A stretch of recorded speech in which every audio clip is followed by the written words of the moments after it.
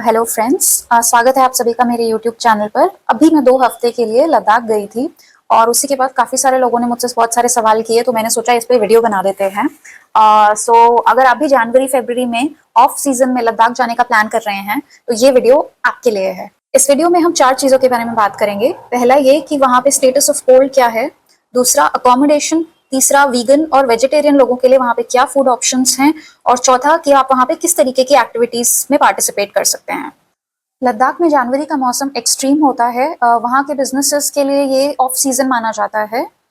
अगर आप इस समय में वहाँ पे जा रहे हो तो आप एक्सपेक्ट कर सकते हो कि रात में वहाँ का टेम्परेचर -20 डिग्री सेल्सियस से -30 डिग्री सेल्सियस तक गिर सकता है, और दिन में जो वहाँ का टेम्परेचर होता है वो -5 डिग्रीज और -10 डिग्रीज के बीच में होता है। इतनी सर्दियों में कपड़ों की बात करें तो आपको कम से कम जनवरी और फरवरी के पीक सीजन में आपको कम से कम 4 से 5 लेयर्स वहाँ पे पहनना बहुत ज़रूरी है।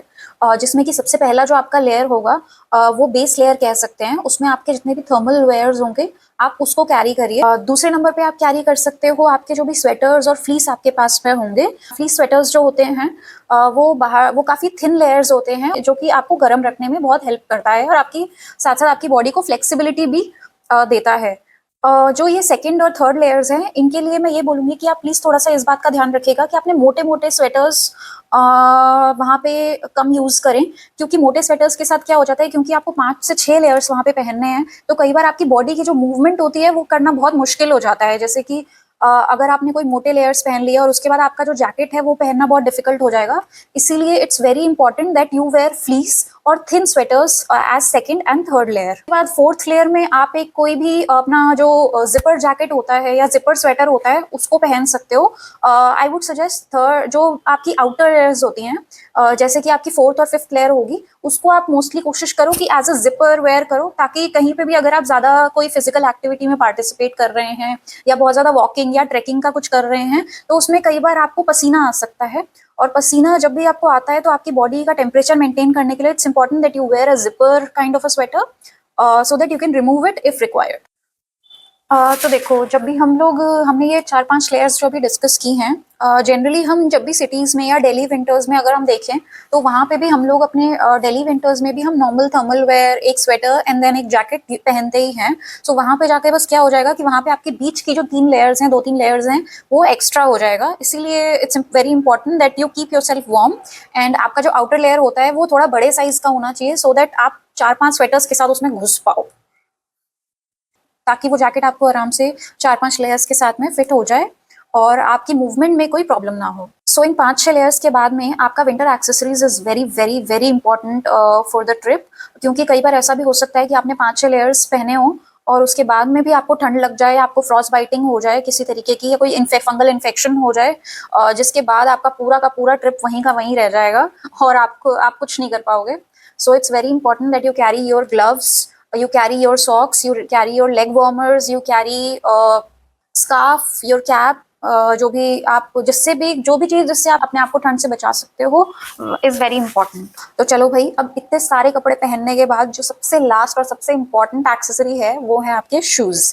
वैसे तो आप वहाँ पे देखोगे कि बहुत सारे ऐसे लोकल लोग हैं जो वहाँ पे चप्पल में या नॉर्मल सैंडल्स में भी घूमते मिलेंगे आपको जनवरी की ठंड में, बट आपके लिए ये समझना बहुत इंपॉर्टेंट है कि वो लोग जो हैं उनकी बॉडी यूज टू है उस तरीके के एक्सट्रीम क्लाइमेट के लिए, एंड आप वहाँ पे एक दूसरी जोग्राफी से एंटर कर रहे हो। It's very important that you have good shoes with you. Recommended shoes जो वहाँ पे मैं बोलूँगी वो हैं स्नो बूट्स, या फिर जो आपके ट्रैकिंग वाले बूट्स होते हैं जो अंदर से इंसुलेटेड होते हैं, वो आप पहनो अगर तो वो आपके पास है। अगर नहीं है तो फिर what I would recommend, the best option would be to have your normal boots, जो आप वहाँ पे जो विंटर्स में आप सिटीज़ में पहनते हो, वो बूट्स आपको वहाँ कैरी करना बहुत ज़रूरी है। उसके बाद what you can do is, आप जो विंटर की थिक लेयर्ड सॉक्स आती है वो 2 सॉक्स आपको पहननी पड़ेंगी, और लेयरिंग बहुत ज़रूरी है specially for your hands and your feet. तो आपको 2 लेयर ऑफ सॉक्स पहनना पड़ेगा वहाँ पे, और आपको 2 लेयर ऑफ ग्लव्स वहाँ पे पहनना ही पड़ेगा।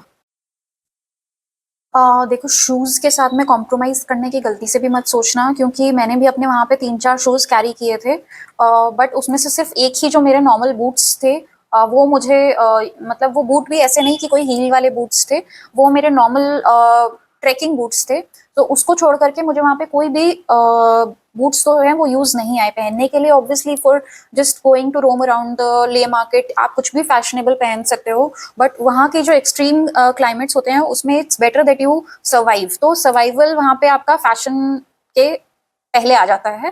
तो आप इट्स वेरी इंपॉर्टेंट दैट आप ना फैशन वगैरह सब साइड में रख दो एंड आप अपने आप को पूरी तरीके से कवर्ड रखो, और उसी के बाद आप अपना जो ट्रिप है वो इंजॉय कर पाओगे। और पिक्चर्स आपकी वैसे भी अच्छी आ ही जाएंगी, क्योंकि वहाँ की वादियाँ और वहाँ के जो पहाड़, पानी और जो भी वहाँ का पूरा आपका सीनरी है, it's a very scenic place. So please don't compromise on your clothing, because आप जितना भी लेयर पहनोगे आप अच्छे ही लगने वाले हो। अब बात करते हैं अकोमोडेशन की। सो विंटर्स में काफ़ी सारे होटल्स जो हैं वो बंद होते हैं, लेकिन सोलो ट्रैवलर्स को टेंशन लेने की ज़रूरत नहीं है, उनके लिए काफ़ी सारे ऑप्शंस अवेलेबल हैं। सो विंटर्स में आप वहाँ पे जो होम स्टेज हैं और गेस्ट हाउसेज हैं वो ट्राई कर सकते हो। वहाँ के चंग्सपा और ओल्ड टाउन एरिया में आपको काफ़ी अच्छे रेट्स पे काफ़ी सारे होम स्टेज और गेस्ट हाउसेज मिल जाएंगे। उसके बाद काफ़ी सारे फैमिली रन अकोमोडेशंस भी हैं जो आप ट्राई कर सकते हो। यहाँ पे आपको ट्रेडिशनल हीटिंग सिस्टम्स भी मिलेंगे, जैसे कि बुखारी या इलेक्ट्रिक ब्लैंकेट्स वगैरह। तीसरा ऑप्शन आपका ये हो सकता है कि आप वहाँ पे कोई हॉस्टल ले लो। सो अगर हॉस्टल्स की बात करें तो हॉस्टल वहाँ पे बहुत आराम से आपको 400-500 रुपए से लेकर के 1500 तक की रेंज में मिल जाएंगे। तो अकोमोडेशन के मामले में मैं अपने पर्सनल एक्सपीरियंस से आपके साथ में 2-3 गोल्डन टिप्स जो हैं वो शेयर करना चाहती हूँ, जिसमें से सबसे पहला जो टिप है आप लोगों के लिए वो है, प्लीज कोई भी अकोमोडेशन जो है वो बिना कॉल पे कंफर्मेशन किए बुक मत करना। बुकिंग करने से पहले उनको कॉल करके उनके हीटिंग कंडीशन, उनके रनिंग वाटर कंडीशन के बारे में पता कर लेना, नहीं तो आप वहां पहुंचोगे और आप देखोगे कि उनके नलों में पानी ही नहीं आ रहा है। जो सेकंड गोल्डन टिप मैं आप लोगों के साथ में शेयर करना चाहूंगी वो है कि किसी भी अकोमोडेशन को पूरे समय के लिए बुक मत करना। जैसे कि अगर आप लोग वहां पे 1 हफ्ते के लिए जा रहे हो, 2 हफ्ते के लिए जा रहे हो, या इवन 4-5 डेज के लिए भी जा रहे हो, प्लीज बुक फॉर 1 डे, क्योंकि विंटर्स वहाँ पे बहुत एक्सट्रीम कंडीशन है, जैसा कि मैं आपको बता चुकी हूँ। आप यहाँ से कुछ भी एक्सपेक्ट करके जाओगे बट वहाँ पे सिचुएशन डिफरेंट हो सकती है। तो please book your hotels for 1 day. First day आप वहाँ पे जाओ, थोड़ा सा 3-4 घंटे वहाँ पे रेस्ट करो, आप अपनी बॉडी को थोड़ा सा क्लाइमेट के साथ में नॉर्मलाइज करिए। उसके बाद आप ले मार्केट जा सकते हो। ले मार्केट जा करके आप वहाँ पे आसपास जो भी दूसरे चीपर हॉस्टल्स हैं या फिर जो लोकल्स के साथ में थोड़ा सा इंटरेक्ट करके, या इवन फॉर लाइक आप किसी फूड जॉइंट में चले गए या किसी रेस्टोरेंट में या स्नैक बार में चले गए, वहाँ पे जाकर के अगर आप थोड़ा सा लोकल्स के साथ में इंटरेक्ट करोगे, you will find cheaper and way better options, trust me. मेरे साथ ये मेरा पर्सनल एक्सपीरियंस था कि जिस हॉस्टल में मैं इनिशियली बुक करके गई थी, रनिंग वाटर कंडीशन वहाँ के 0 थे। वहाँ पे वो रूम में कोई भी हीटिंग सिस्टम नहीं था, तो मुझे उन्होंने एक पानी का ड्रम, एक मतलब पानी गर्म करने की जो हीटिंग रॉड होती है वो किया था। जब आप अपने नॉर्मल सिटीज में आप पानी गर्म करने के लिए लगाते हो तो it takes around 15 to 20 minutes to heat a bucket of water, but वहाँ पे आपको 1-1.5 घंटा भी लग सकता है, क्योंकि जो वहाँ पानी है वो फ्रोजन होता है और आपके हीटिंग रॉड्स जो हैं उस मामले में इतने सक्सेसफुली पानी गर्म नहीं करते हैं। तो आपको जब भी वॉशरूम यूज करना है, you have to wait for 40-45 minutes. Vegetarians और वीगन्स के लिए भी लद्दाख में विंटर्स में काफ़ी सारे ऑप्शंस अवेलेबल हैं, जैसे कि आप लोग वहाँ पे थुक्पा, संपा और जो है वेजिटेरियन मोमोज ट्राई कर सकते हो। वहाँ पे काफ़ी सारे लोकल शॉप्स आपको ऐसे मिल जाएंगी जहाँ पे आप जाकर के प्लांट बेस्ड मिल्क के ऑप्शंस भी मांग सकते हो। ड्राई फ्रूट्स, एनर्जी बार्स और इंस्टेंट नूडल्स साथ में कैरी करना बहुत अच्छा आइडिया होगा, खासकर कि अगर आप किसी रिमोट लोकेशन में जा रहे हो, जैसे कि नुब्रा वैली। लद्दाख विंटर्स में काफ़ी यूनिक एक्सपीरियंसेस और एक्टिविटीज़ ऑफर करता है, जिसमें से कुछ ऑप्शन हैं। चादर ट्रैक। चादर ट्रैक जो है वो फ्रोजन जंस्कार रिवर पे एक बहुत ही फेमस ट्रैक है, और मेरे जैसे जितने भी एडवेंचर लवर्स हैं उनके लिए तो this is a must try. दूसरा ऑप्शन है आइस हॉकी। ले के जितनी भी आइस रिंक्स हैं उस पे आप लोग आइस हॉकी ट्राई कर सकते हो, या फिर काफी सारे लोकल मैचेस भी देख सकते हो। तीसरा है स्नो लेपर्ड एक्सपेडिशन। तो वहाँ के हेमिस नेशनल पार्क में आप लोग स्नो लेपर्ड एक्सपेडिशन पे जा सकते हो और आपको मौका मिल सकता है वहाँ पे स्नो लेपर्ड्स को स्पॉट करने। कल्चरल एक्सपीरियंसेस, आप वहाँ पे ठीक से और हेमिस मोनेस्ट्रीज जाओ जो कि पूरी तरीके से सर्दियों में स्नो कवर्ड होते हैं और बहुत ही सीरीन लगते हैं।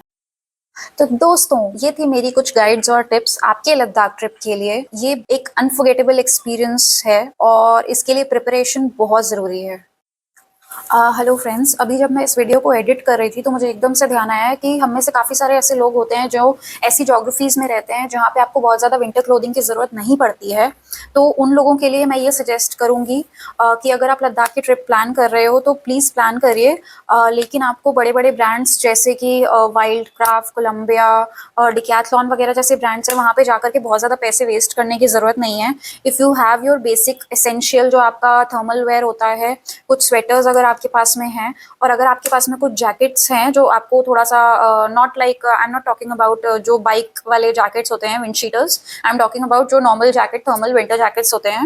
अगर आपके पास वो जैकेट्स हैं, तो वो ये सब चीज़ें ले करके आई वुड सजेस्ट कि आप लद्दाख चले जाओ और वहाँ जाकर के आप अपना फर्स्ट, सेकंड जो भी आप अक्लाइमेटाइज़ होने में दिन बिताते हो, वहाँ पे आप शॉपिंग करो और वहाँ पे काफ़ी ज़्यादा रीज़नेबल और काफ़ी ज़्यादा इकोनॉमिकल रेट्स में जो भी आपको विंटर क्लोथिंग है वो बहुत आराम से आपको मिल जाएगा। वहाँ पे मेन जो ले मार्केट है, जहाँ पे आपको बहुत सारे कैफ़ेज़ दिखेंगे, आप वहाँ से शॉपिंग मत करना। वहाँ से आप थोड़ा-सा 5-10 मिनट्स अगर आगे बढ़ोगे, जो ओल्ड मार्केट है, वहाँ पे आपको काफ़ी सारे ऐसे शॉप्स मिलेंगे, जहाँ पे आप बहुत अच्छी क्वालिटी का जो विंटर क्लोथिंग है वो परचेज़ कर सकते हो। इन बड़े-बड़े ब्रांड्स के चक्कर में ना फँस के अगर आप वहाँ लोकली जाकर के शॉपिंग करते हो, you can be proud of yourself that you are promoting the local and small businesses of that place.